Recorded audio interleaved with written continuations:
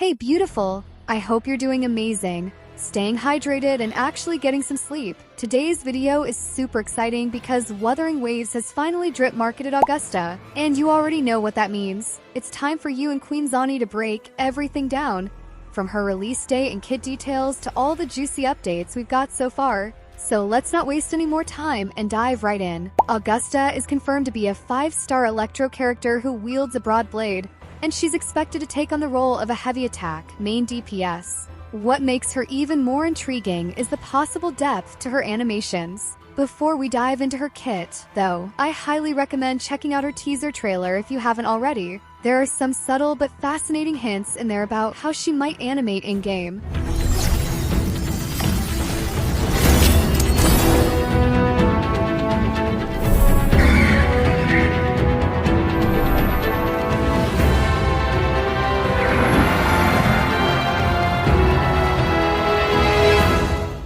If you've seen it, then you probably caught the presence of a griffin.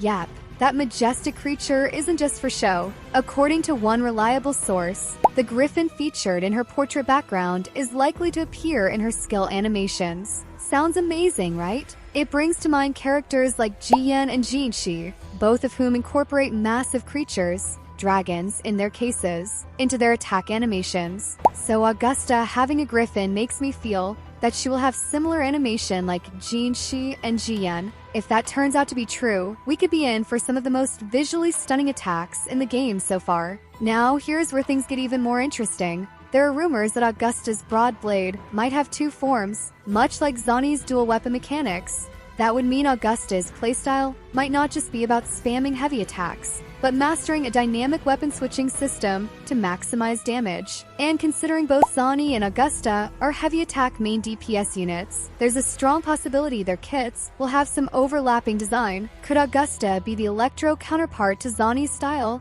I'm curious what you all think.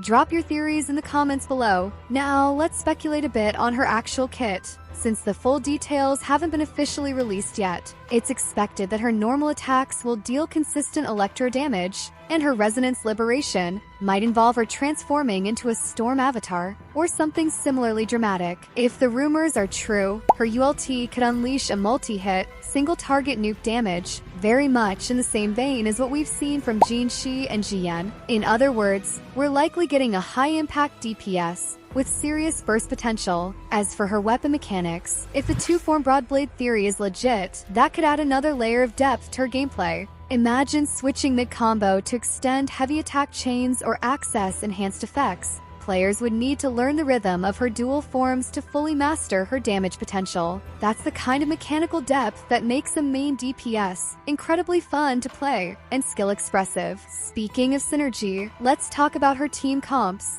Yuno is rumored to pair exceptionally well with Augusta. Why? Because Yuno is believed to provide strong buffs to heavy attacks, which fits Augusta's playstyle. On top of that, there's chatter about Yuen, another upcoming character, being a dedicated Electro support build to amplify Augusta's kit even further. If all this pans out, we might finally be looking at the rise of a true Electro synergy core in Wuthering Waves. Electro mains, your moment might just be arriving. Now, let's talk about her release date. Augusta is expected to debut in Phase 1 of version 2.6, which is currently scheduled for release on August 29th, 2025. Before we wrap up, let's touch on some general updates coming in version 2.6. First off, according to Seal, there won't be a new weekly boss in this patch, but we will be getting new echo sets. While it's not confirmed who they're for, it's widely believed that they're designed with Augusta or Yuno in mind. So if you're planning to pull for either, keep an eye on those sets. They might be game changers. And now for something that'll make veteran players smile, Tower of Adversity is getting a major quality of life improvement. As it stands, TOA Hazard Zone consists of 3 modes: the Resonant Tower and the Echoing Tower, each with 4 floors.